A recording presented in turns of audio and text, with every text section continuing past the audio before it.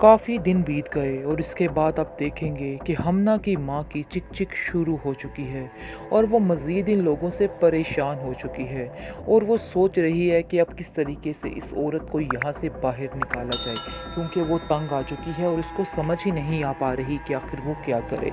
तो इसलिए वो ये प्लान सोचती है कि इनको जल्द अज़ जल्द इस घर से बाहर निकाला जाए। वो बात-बात पर उनको हर बात पर तनकीद कर रही है और उनको बुरा-भला कहने की कोशिश कर रही है। लाइबा और उसकी माँ पागल थोड़ा हैं, वो सारी बातों को समझ रहे हैं और वो जान रहे हैं कि आखिर ये औरत क्या कहना चाह रही है, लेकिन फिर भी डीठों की तरह उधर ही चुप करके बैठे रहते हैं।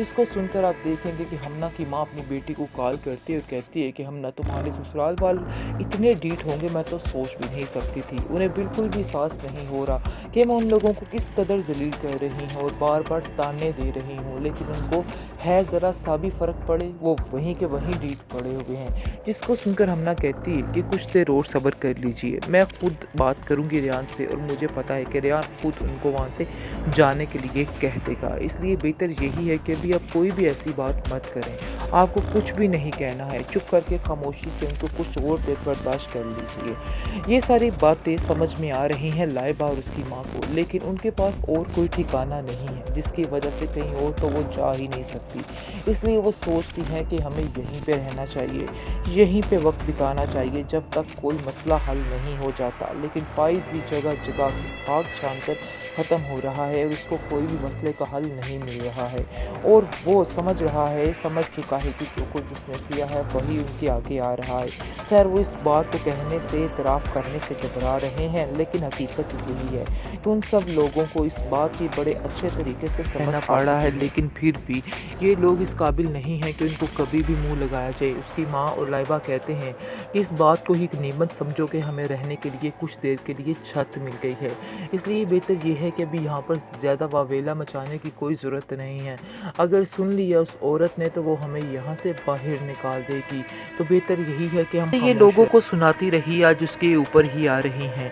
लेकिन लाइबा चीखती चिल्लाती रोती है और कहती है कि जाकर हरीम भाभी से माफ़ी मांग ले, क्योंकि जब तक आप उनसे माफ़ी नहीं मांगेगी मुझे नहीं लगता यहाँ पे कोई मसला ठीक होने वाला है। लेकिन जी कहाँ वो औरत भी संभलने वाली है, समझ तो उसको आ चुकी है लेकिन वो समझना चाहती नहीं है।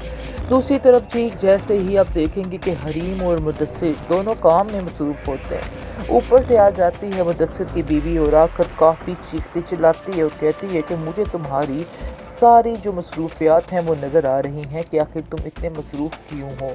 आगे से आप देखेंगे कि वो कहता है कि तुम्हारे अंदर भरे हुए इस शक को मैं कभी भी ख़त्म नहीं कर सकता हूँ, इसलिए बेहतर यही है कि तुम कुछ भी मत बोलो और ना ही मुझे तुम्हारी किसी बात का बुरा लगेगा, क्योंकि मैं जानता हूँ कि तुम्हारी आदत है बोलना। लेकिन जी हरीम इस बात पर गुस्सा कर जाती है और कहती है कि आखिर मैं किसी को इस तरह का नहीं कहती कि कोई मेरे बारे में उठकर बात करे या मेरे ऊपर उंगली उठाए, इसलिए बेहतर यही है कि आप अपनी ज़ुबान को कंट्रोल कीजिए, क्योंकि मैं इधर फ्री का काम नहीं कर रही हूँ, मैं मेहनत करती हूँ तो फिर मुझे सैलरी मिलती है। आप क्या समझ के मुझसे इस तरीके से, इस लहजे से बात करती हैं? आपका कोई भी राइट नहीं है कि आप मुझसे इस तरह बात करें। मुदस्सिर भी अपनी बीवी को समझाता और कहता है कि तुम यहाँ से चली जाओ, क्योंकि मुझे नहीं लगता कि तुम्हारा मज़ीद देर खड़े होने का कोई ना कोई फ़ायदा है, क्योंकि तुम जितनी देर इधर खड़ी रहोगी तुम नुकसान ही करती रहोगी।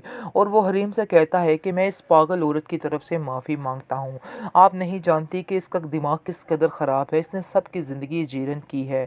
मैं उसकी तरफ से आपसे माफ़ी मांगता हूँ, प्लीज़ आप उसे माफ़ कर दीजिए और बुरा मत मनाइएगा। अब आया असल ट्विस्ट कहानी में जी नाजरीन, जैसा कि फाइज जो आप देख रहे हैं दर दर पर जाकर पैसे मांग रहा है इमदाद के लिए, लेकिन कोई भी उसको मुंह नहीं लगा रहा है। वो बहुत कोशिश कर रहा है, पर अपने मुलाजमों के घर तक चला गया और उनको जाकर कहता है कि मुझे कुछ पैसों की ज़रूरत है, मैं बहुत जल्द वापस कर दूंगा। लेकिन सब लोग जान चुके हैं कि ये ऑलरेडी कंगले हो चुके हैं, इन लोगों के पास आखिर क्या है, इसलिए कोई भी इनकी मदद करने को तैयार नहीं, बल्कि साफ साफ लोग इनकार करके वहाँ से जा रहे हैं और ये समझ रहा है कि मेरी कोई ना कोई मदद ज़रूर करेगा, आखिर मैंने सब पर इतना लगाया है। लेकिन ऐसा कहाँ होता है, रात गई बात गई, लोग कहाँ याद रखते हैं ये सब बातें। खैर उसकी माँ की ये सारी हरकतों को फ़ाइज़ को भुगतना पड़ रहा है और लोग उसके साथ भी ऐसा ही रवैया रख रहे हैं और उसको बार बार याद दहानी कराई जा रही है कि आप लोग कितने मगरूर और कितने संगदिल लोग थे। शायद इस चीज़ का आप लोगों को इल्म नहीं था, लेकिन शायद अगर आपको इस बात का इल्म होता तो आप कभी भी ऐसा ना करते। आप लोगों से ये पैसा कभी भी ना जाता। आप लोगों की अपनी गलतियां हैं जो आगे आ रही हैं। बहरहाल काफ़ी ज़्यादा टेंशन में आ चुका है फ़ाइज़, क्योंकि उससे कोई रास्ता नज़र ही नहीं आ रहा। और दूसरी तरफ आप देखेंगे कि कहकशा जैसे ही हमना के घर पर डेरे डाले हुए है, बहुत जल्द उसकी सास जो है रेयान की, वो थकने वाली है और वो साफ साफ बोलने वाली है। खैर अभी तो वो बर्दाश्त कर रही है और कह रही है कि आखिर कितनी देर तक आप और रुकेंगे, कितनी देर तक आप अपना इंतज़ाम करेंगे। लेकिन वो लोगों के पास जवाब ही कहाँ। वो कहती है बस बहुत जल्द हम इंतज़ाम कर लेंगे, आप लोगों को परेशान होने की कोई ज़रूरत नहीं है। जिसको सुन के जी मज़ीद परेशान हो चुकी है लाइबा, क्योंकि लाइबा अपनी माँ से कहती है कि मुझे लगता है कि जैसे ये लोग बहुत ज़्यादा तंग आ चुके हैं हमसे और हमें यहाँ से निकलने की तदबीरें देख रहे हैं। हमें बहुत जल्द यहाँ से अपना ठिकाना बदल लेना चाहिए। लेकिन उसकी माँ कहती है कि बेटा, ये ठिकाना बदल लिया तो आखिर कहाँ जाएंगे, तुम क्यों नहीं समझ रही हो? इसके अलावा हमारे पास और कोई ठिकाना नहीं है फ़िलहाल। हम दर दर की ठोकरें कहाँ पे खाते फिरेंगे? अच्छा यही है कि चुप करके बातें सुन लो। जो बातें ये लोगों को सुनाती रही आज उसके ऊपर ही आ रही हैं।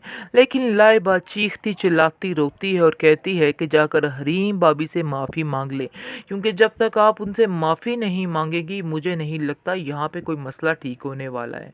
लेकिन जी कहाँ वो औरत भी संभलने वाली है, समझ तो उसको आ चुकी है लेकिन वो समझना चाहती नहीं है। दूसरी तरफ जी जैसे ही आप देखेंगे कि हरीम और मुदस्सिर दोनों काम में मसरूफ़ होते हैं, ऊपर से आ जाती है मुदस्सिर की बीवी और आकर काफ़ी चीखती चिल्लाती है और कहती है कि मुझे तुम्हारी सारी जो मसरूफियात हैं वो नज़र आ रही हैं कि आखिर तुम इतने मसरूफ़ क्यों हो। आगे से आप देखेंगे कि वो कहता है कि तुम्हारे अंदर भरे हुए इस शक को मैं कभी भी ख़त्म नहीं कर सकता हूँ, इसलिए बेहतर यही है कि तुम कुछ भी मत बोलो और ना ही मुझे तुम्हारी किसी बात का बुरा लगेगा, क्योंकि मैं जानता हूँ कि तुम्हारी आदत है बोलना। लेकिन जी हरीम इस बात पर गुस्सा कर जाती है और कहती है कि आखिर मैं किसी को इस तरह का नहीं कहती कि कोई मेरे बारे में उठकर बात करे या मेरे ऊपर उंगली उठाए, इसलिए बेहतर यही है कि आप अपनी ज़ुबान को कंट्रोल कीजिए, क्योंकि मैं इधर फ्री का काम नहीं कर रही हूँ। मैं मेहनत करती हूँ तो फिर मुझे सैलरी मिलती है। आप क्या समझ के मुझसे इस तरीके से इस लहजे से बात करती हैं? आपका कोई भी राइट नहीं है कि आप मुझसे इस तरह बात करें। मुदस्सिर भी अपनी बीवी को समझाता है और कहता है कि तुम यहाँ से चली जाओ, क्योंकि मुझे नहीं लगता कि तुम्हारा मज़ीद देर खड़े होने का कोई ना कोई फ़ायदा है, क्योंकि तुम जितनी देर इधर खड़ी रहोगी तुम नुकसान ही करती रहोगी। और वो हरीम से कहता है कि मैं इस पागल औरत की तरफ से माफ़ी मांगता हूँ। आप नहीं जानती कि इसका दिमाग किस कदर ख़राब है, इसने सबकी ज़िंदगी जीरन की है। मैं उसकी तरफ से आपसे माफ़ी मांगता हूँ, प्लीज़ आप उसे माफ़ कर दीजिए और बुरा मत मनाइएगा।